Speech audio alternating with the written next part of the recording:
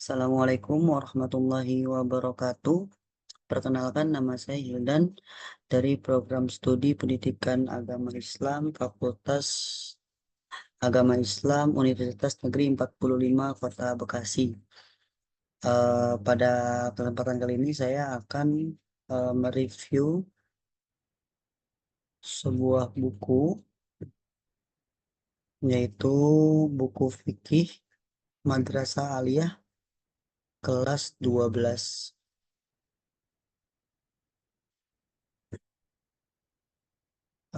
Ini adalah bagian dari mata kuliah metode dan materi agama Islam di sekolah dengan dosen pembimbing saya, Bapak Dr. Irham MA MPD. Oke, baik. Untuk review kali ini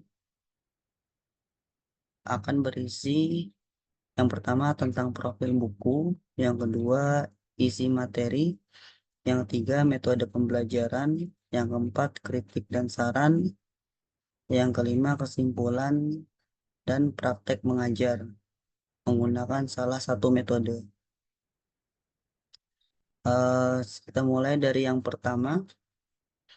Eh, ini adalah eh, buku fikih dari kelas 12 yang ditulis oleh Dewi Masyitoh. Ya, buku ini berisi 233 halaman dan diterbitkan oleh Kementerian Pendidikan Islam Republik Indonesia. Untuk isi materinya, ini terdiri dari 12 bab buku ini. Ya, diantaranya untuk yang bab pertama itu ada pengertian, objek, tujuan, dan menganalisis pertumbuhan ilmu fikih dan usul fikih. Serta nanti ada refleksi diri, wawasan, rangkuman, dan uji kompetensi. Lalu untuk bab kedua itu ada menganalisis sumber hukum Islam yang disepakati maupun tidak. Dan ada juga tentang refleksi diri, wawasan, rangkuman, dan uji kompetensi. Untuk bab 3 itu tentang konsep ijtihad, ada menganalisis dan konsep bermazhab dengan lanjutan yang sama, refleksi diri, wawasan, rangkuman, dan uji kompetensi.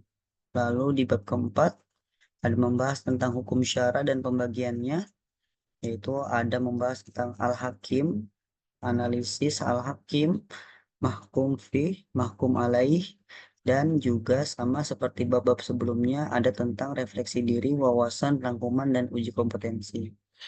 Lalu di bab kelima ada pembahasan tentang al-qawaidul khamsah, ya dengan 5 kaidahnya, diantaranya sesuatu tergantung niat, keyakinan tidak bisa dihilangkan sebab keraguan, kesulitan menuntut kemudahan, bahaya harus dicegah, dan kebiasaan bisa dijadikan sebagai hukum, dan sama seperti yang sebelumnya.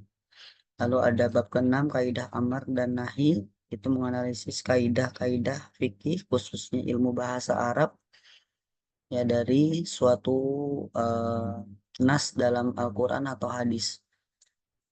Lalu ada juga bab ke-7 tentang kaidah am dan kas beserta taksis dan mukhasis, dengan isinya menganalisis kaidah am dan kas.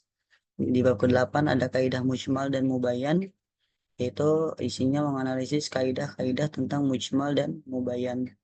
Untuk bab ke-9 ada kaidah muradif dan mustarak, yaitu menganalisis kaidah muradif dan mustarak, sama menggunakan kaidah bahasa Arab, ya, yaitu menganalisis makna dari suatu penulisan atau pemilihan kata. Lalu ada kaidah mutlak dan muqayyad, yaitu menganalisis hukum mutlak dan muqayyad tentang eh, kaidah yang ada dalam fikih. Lalu untuk yang bab ke-11 ada kaidah dohir dan takwil, itu sama juga menganalisis kaidah bahasa Arab, dan ke-12 kaidah mantuk dan mafhum, itu juga sama. Oke, baik, kalau dilihat dari buku ini, itu metode pembelajaran yang digunakan. Kalau melihat dari sistematika penulisannya, kurang lebih saya menyimpulkannya sebagai berikut. Dari buku tersebut, terlihat bahwa kita harus menyampaikan materi itu dengan metode ceramah, penugasan, diskusi, dan presentasi dengan masing-masing presentasi yang sudah saya tuliskan. Alasannya kenapa untuk metode ceramah? Karena buku ini berisi tentang banyak materi sehingga membutuhkan penjelasan dari guru secara langsung. Lalu untuk penugasan, ya tadi ya untuk memudahkan pemahaman, maka siswa harus perlu banyak membaca. Salah satu metodenya yaitu diberi tugas merangkum. Untuk metode diskusi, ya tadi kita sudah lihat contoh ya, kita melihat dari sebelumnya, itu ada tentang refleksi diri, wawasan, rangkuman, dan uji kompetensi. Ya, keempat poin ini hampir digunakan di seluruh bab. Ini apa menandakan bahwa pentingnya ada program diskusi serta presentasi. Ya, tapi ini berdasarkan apa yang ada di buku, berdasarkan sistem penulisan. Kalau dari diri saya pribadi, secara berpikir kreatif, menurut saya materi ini tidak hanya bisa disampaikan dengan metode ceramah atau penugasan, tapi kita juga dapat menggunakan metode yang lain, yaitu metode discovery, studi kasus, AMSAL, dan motivasi. Kenapa metode discovery? Karena ini kan kita belajar tentang hukum Islam yang mayoritas orang tuh belum tahu. Ya, jadi kita apa ya memberikan apa namanya pancingan kepada murid untuk mencari tentang hukum yang ingin kita pelajari. Atau dari studi kasus, kita mempelajari dari suatu keadaan bagaimana cara kita mengambil hukum berdasarkan kaidah fikih yang kita pelajari. Lalu ada metode AMSAL, yaitu perumpamaan dengan membandingkan persamaan dari sesuatu pada sesuatu yang memiliki kesamaan. Lalu metode motivasi, ya salah satunya untuk meningkatkan kualitas belajar, itu dapat kita lakukan diantaranya dengan memberi pertanyaan sebelum memulai pelajaran bab yang baru dengan cara bertanya dari materi sebelumnya, dan bagi yang bisa menjawab itu akan diberikan hadiah. Nah, untuk kritik dan saran dari buku ini, menurut saya buku ini sangat bagus untuk dipelajari karena materinya juga bagus dan sangat direkomendasikan dalam mempelajari kaidah fikih karena memiliki penulisan dan sistematika yang bagus. Bahasanya mudah dipahami juga sangat detail serta isi materi lengkap dan komprehensif atau menyeluruh. Lalu untuk metode belajar, menurut saya kurang bervariatif karena tadi ya mengacu pada hanya ceramah, merangkum, diskusi, dan presentasi. Ya, makanya tadi saya tambahkan beberapa metode yang mungkin bisa kita pakai untuk mengajar. Dan insya Allah nanti juga akan saya contohkan bagaimana mengajar dengan metode yang tadi saya eh, apa namanya menurut saya bisa digunakan untuk mempelajari materi ini. Sarannya seharusnya isi disampaikan secara singkat ya, tidak terlalu terbelit-belit. Ya, memang buku ini bagus menyeluruh. Cuma menurut saya bagi orang-orang yang agak sulit membaca, itu agak bosan kalau membaca materinya terlalu banyak. Lalu untuk penulisan seharusnya penulis menyajikan metode belajar yang lebih bervariatif agar murid tidak mudah bosan. Kesimpulannya, buku ini sangat direkomendasikan untuk mempelajari kaidah fikih. Lalu isi buku sangat mudah dipahami dan lengkap. Ya, banyak pengetahuan baru yang saya dapatkan juga saat membaca buku ini. Ya, lalu seharusnya metode belajar dapat disajikan secara lebih bervariatif dengan tambahan yang tadi saya sampaikan, yaitu ada metode discovery learning, studi kasus, AMSAL, dan motivasi.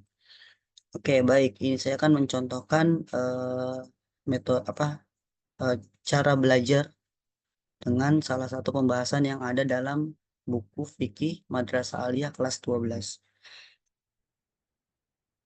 Assalamualaikum warahmatullahi wabarakatuh. Selamat pagi anak-anak.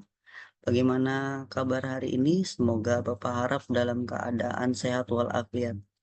Bagaimana kita sudah siap ya belajar hari ini? Insya Allah hari ini kita mau ada materi baru tentang kaidah fikih di bab kelima tentang Al-Qawaidul Khomsah. Tapi sebelum kita mempelajari tentang Al-Qawaidul Khomsah, Bapak mau bertanya dulu nih. Ada nggak yang masih ingat tentang materi kita sebelumnya? Nah, Bapak mau bertanya. Insya Allah Bapak hari ini menyiapkan hadiah. Bagi yang bisa menjawab nanti akan Bapak kasih hadiah ini coklat ya. Tapi hanya untuk satu orang. Makanya siapa yang bisa jawab nanti silakan angkat tangan dan kalau benar akan langsung Bapak kasih hadiahnya. Oke, pertanyaannya didengarkan baik-baik ya. Perhatikan Bapak hanya menyampaikan satu kali. Dalam hukum fikih ada suatu keadaan yang menghalangi kecakapan dalam bertindak atau sebutannya nama lainnya awarid al-ahliyah atau suatu kondisi yang di luar kemampuan manusia. Nah, kondisi seperti apakah yang dimaksud? Sebutkan tiga saja. Oke, yang tahu silakan tunjuk tangan. Oke, Ahmad, silakan Ahmad. Yang di apa kondisi awarid al ahliyah atau sesuatu yang menghalangi kecakapan bertindak apa saja? Ya, balik, ya, gila dan tidur. Nah, ya, balik, gila dan tidur itu adalah bagian yang di luar kemampuan manusia. Jadi diperbolehkan, eh, maka hukum tidak diberlakukan pada orang-orang yang mengalami kondisi tersebut. Oke, ini coklat untuk Ahmad, silakan diambil ya. Oke, baik kita sekarang masuk ke eh, kaidah fikih yang kelima yaitu kaidah-kaidah yang lima. Ya, hari ini kita akan belajar dengan metode diskusi. Ya, Bapak mau kalian membuat ini kan ada 30 orang. Ya, Bapak mau kalian membuat 6 kelompok yang terdiri dari 5 orang, ya, 5 orang, tidak boleh dicampur, 5 laki-laki, 5 perempuan, ya. Nanti ya, insya Allah akan ada 6 kelompok. Nah, 6 kelompok itu nanti akan setiap 2 kelompok, kelompok satu itu akan membahas tentang satu kasus. Kasusnya apa nanti? Jadi ada sebuah kasus, kalian harus menentukan hukum dari kasus tersebut apa, kaidahnya berdasarkan apa, terus alasannya kenapa. Ya, nah, ya. Untuk kalian, Pak Ustadz kasih waktu, Pak Bapak kasih waktu, silakan bentuk 5 kelompok, 6 kelompok sudah. Oke, untuk kelompok satu dan dua, kalian akan membahas tentang suatu kondisi. Nah, ini kondisi yang pertama ya. Seseorang yakin bahwa dirinya suci. Ya, dia memiliki wudhu, lalu ragu apakah dia berhadas. Dia ragu apakah dia berhadas. Jadi dia kondisinya sudah berwudu, tapi tiba-tiba dia ragu. Aku tadi kentut atau enggak ya? Kira-kira hukumnya seperti apa? Terus dia mengikuti kaidah yang mana? Terus alasannya seperti apa? Itu untuk kelompok satu dan dua. Lalu kelompok tiga dan empat, ya ini mendiskusikan tentang kondisi ketika seseorang ragu sudah melakukan sujud kedua atau belum. Ya, misalnya kalian sholat, kalian ragu nih tadi udah sujud yang kedua apa belum, tapi kondisi kalian sudah tahiyat. Nah, kira-kira hukumnya seperti apa? Nah, untuk kelompok 5 dan 6 kalian mendiskusikan tentang kondisi kalau ada seseorang yang ragu sudah mengerjakan 4 rakaat atau belum, itu hukumnya seperti apa? Kalian misalnya sholat, ya nggak sengaja kalian lupa nih rakaatnya nih. Udah rakaat keempat apa belum ya? Atau masih 3 ya? Itu hukumnya seperti apa? Silakan didiskusikan, nanti kita akan presentasikan. Oke, langsung saja kita panggil ke kelompok yang pertama, mendiskusikan tentang kondisi yang pertama. Oke, sangat baik, ya, sangat baik. Kelompok kedua, silakan. Oke, untuk kelompok satu dan dua jangan duduk dulu, kita bareng-bareng bahas. Ya, tadi apa jawabannya? Oke, dua kelompok ini benar ya, maka dia dijatuhi hukumnya adalah suci. Berdasarkan kaidah apa? keadaan yang ada menetapi suatu keadaan yang sebelumnya atau hukum yang berlaku sebelum hukum yang baru, hukum yang berlaku sebelumnya sebelum datang hukum yang baru. Oke, bagus. Ya, lalu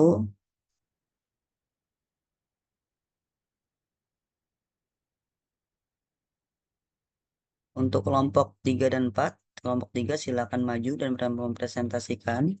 Ya, bagus. Kelompok 4, bagus. Oke, kelompok 3 dan 4, jangan duduk dulu, kita diskusikan dulu. Kira-kira hukumnya apa tadi? Ya, benar ya. Jadi seseorang yang ragu sudah melakukan sujud kedua, maka hukumnya dia harus melakukan sujud sahwi. Kenapa? Ya, berdasarkan kaidah apa tadi? Orang yang ragu melakukan sesuatu atau belum, maka hukumnya dikembalikan ke ada asalnya atau belum.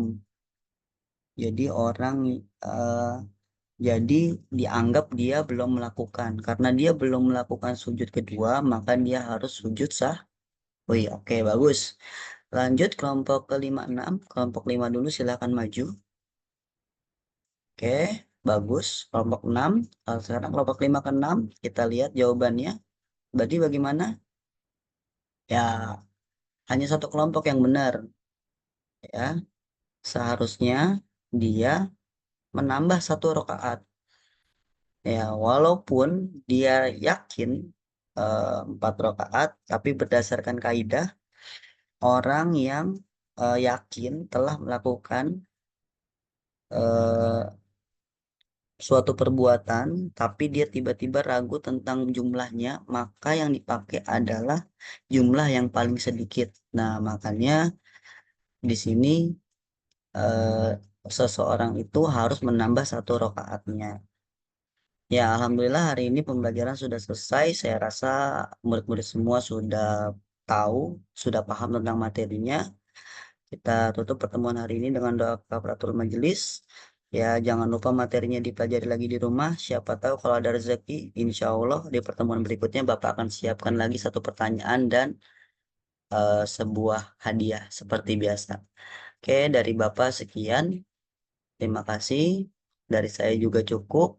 Presentasi hari ini semoga dapat bermanfaat bagi teman-teman semua. Assalamualaikum warahmatullahi wabarakatuh.